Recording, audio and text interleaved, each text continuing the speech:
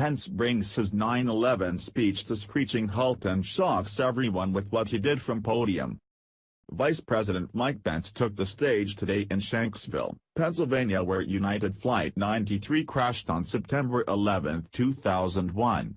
His remarks to the crowd in remembrance of the victims that day started out as planned before he suddenly brought his speech to a screeching halt. Everyone in attendance was shocked at what he stopped for when they saw what he did straight from the podium. 16 years ago today, an airplane had taken off from Newark, New Jersey before hijackers took over with the plan to fly the commercial aircraft full of passengers into the U.S. Capitol building as part of a joint terrorist attack on America. A group of heroes on board fought the terrorists and brought the plane down before it could make it to the intended target. Everyone on board perished in that Pennsylvania field, but countless lives were spared by it not making it to the Capitol. That horrific morning now burned into our nation's history. This was an especially difficult speech for Mike Pence to give because of one personal fact that came out today during his speech. The emotional vice president stopped her and was unable to speak while he sobbed about this very tragic event that nearly took his life. On September 11, 2001, Vice President Mike Pence was serving as a member of the House of Representatives. That morning Pence was scheduled to be in the U.S. Capitol building, Independent Journal Review explained. The U.S. Capitol building was the intended target of the hijacked United Flight 93, which had just taken off from Newark, New Jersey. As the trapped passengers on Flight 93 heard from family members that other hijacked planes were being used as weapons against their fellow Americans, they decided to take action.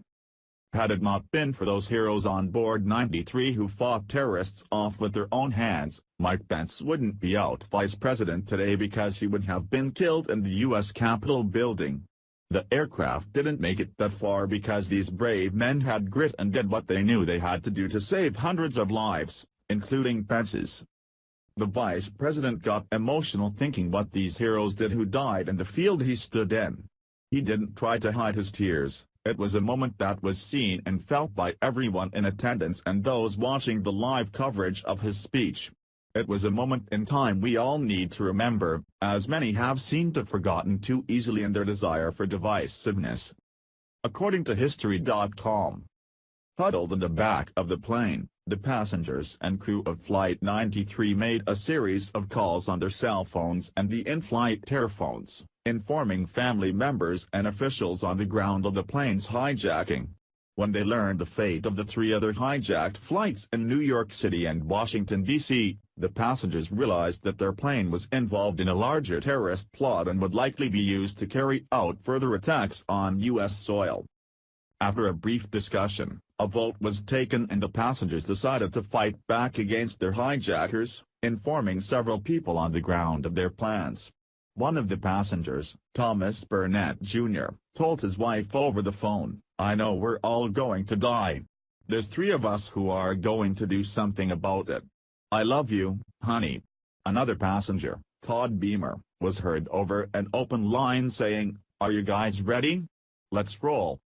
The three men rushed the cockpit where the terrorists had taken control but were so horrified at the wrath of angry Americans that, like cowards, crashed the plane into the field instead of fighting the men. It's because of three men that countless lives in Washington were spared that morning, three heroes who wore the weight of nation on their shoulders as they kicked the cockpit open, facing terrorism head-on. Vice President Mike Pence counts himself among the lives that were saved by the actions of those passengers, IJ Review added.